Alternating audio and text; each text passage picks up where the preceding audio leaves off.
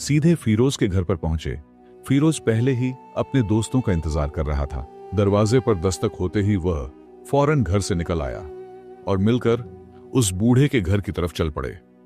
बूढ़े का घर साथ वाले मोहल्ले में ही था। कुछ मिनट चलने के बाद वह वहां पहुंच गए।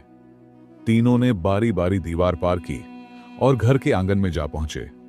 बुजुर्ग केंद्रीय कमरे से थोड़ा दूर एक चारपाई पर लेटा था। वह उन दोनों की आवाज तभी सुन चुका था जब उन्होंने घर में छलांग लगाई थी, लेकिन उन्हें वैसे ही दिखाया जैसे वह बेखबर सो रहा हो। बुजुर्ग को सोता हुआ देखकर वह कमरे में दाखिल हुए और चोरी में मशगूल हो गए।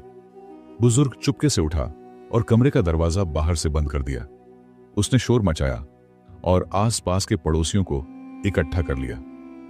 बूढ़े की आवाज सुनकर फौरन उसके घर पर मजमा लग गया।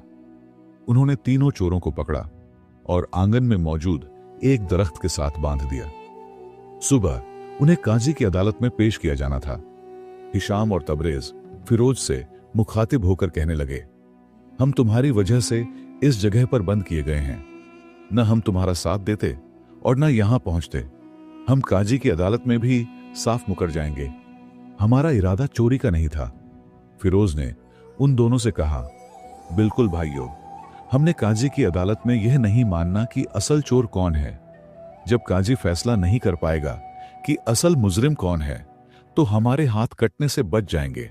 अगले दिन तीनों चोरों को काजी की अदालत में पेश किया गया। वहां मौजूद बूढ़ा शख्स काजी से कहने लगा, मैं नाबीना हूं और मेरा एक बेटा है जो व्यापार के लिए दूसरे शहर गया हुआ है। मैं घर पर अकेला था।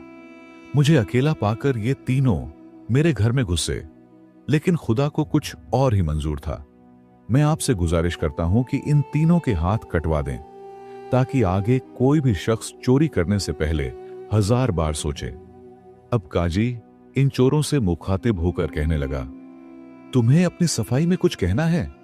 जिस पर हर एक दोस्त कहने लगा, मैं चोर नहीं हूं, मैंने इन दोनों के कहने पर इनका साथ दिया है।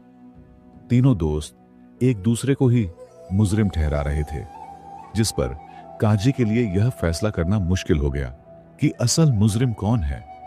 बुजुर्ग ने एक बार फिर काजी से कहा, अब मेरी बात माने और इन तीनों के ही हाथ काट दें। लेकिन काजी कहने लगा, इनमें से तो कोई मान ही नहीं रहा कि असल चोर कौन है। हर कोई दूसरे पर इल्जाम तराशी कर रहा है। हमें उन्हें उनके जुर्म के मुताबिक सजा देनी होगी। काजी ने उन्हें गुस्से से कहा, तुम में से जो भी चोर है अपना जुर्म कबूल कर ले, वरना बाद में अच्छा नहीं होगा।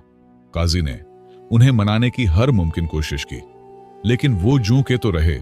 काजी बेबस हो गया। उसे समझ नहीं आ रही थी कि वो कैसे उनको सजा दे। काजी ने उनका इम्तिहान लेने की कोशिश की। काजी ने बावर्ची से उनको खाना पेश करने को कहा। सबसे पहले फैरूज को गोश्त पेश किया गया। उसने एक नवाला लेते ही थूक दिया और कहने लगा, यह कुत्ते का गोश्त है। काजी हैरान रह गया। काजी ने फौरा बावर्ची से पूछा, क्या यह वाकई कुत्ते का गोश्त है? बावर्ची बोला, नहीं काजी साहब, यह कुत्ते का गोश्त नहीं, आप बेझिझक तहकीक करवा लें। काजी ने फौरन उस कसाई को बुलाया जिसकी दुकान से गोश्त आया था। काजी ने गुस्से से पूछा, क्या तुम अपनी दुकान पर कुत्ते का गोश्त बेचते हो? तुम्हें इसकी सजा मिलेगी। यह सुनकर कसाई डर गया और कहने लगा, काजी साहब, यह बकरा ही था। असल में जब यह बकरा पैदा हुआ था तो इसकी मां मर गई थी। मुझे उस वक्त समझ नहीं आ रहा था कि इसे कैसे पालूं।